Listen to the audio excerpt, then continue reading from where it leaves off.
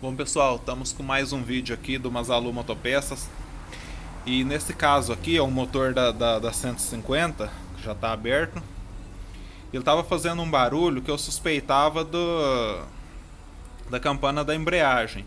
Quando estava de marcha lenta ficava batendo. Ao abrir, eu vi que a campana da embreagem estava soldada, ela estava travada, como se dizem. E então não tinha como ela estar batendo. E fui desmontando até chegar nesse barulho, que tá com a folga do girabrequim no rolamento. Olha o movimento que o girabrequim tá fazendo.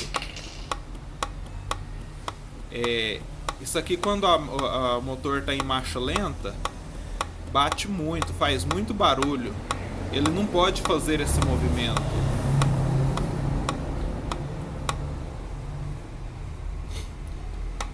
Olha aí, dá pra ver até a biela movimentando de um lado pro outro. Ó. Não pode fazer esse movimento, tem que ficar fixo.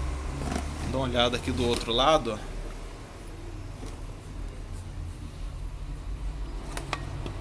Aqui do outro lado, do outro lado do rolamento. Ó.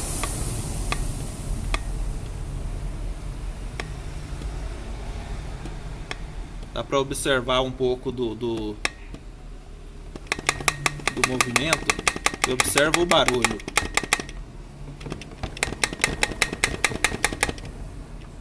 Então é isso aí, pessoal. E isso pode estar causando o barulho no funcionamento aí do motor da sua 150. Ó. Folga dos rolamentos do girabrequinho. Nesse caso aqui me parece ser esse rolamento do lado da corrente de comando, né, o rolamento do lado esquerdo, que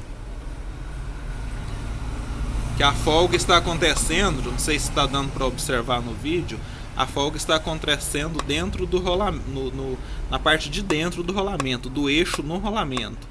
Então vamos tirar esse girabrequim, mandar para a retífica, para que seja corrigido aí todos os defeitos. Fica aí mais uma dica Masalu Motopeças e até a próxima.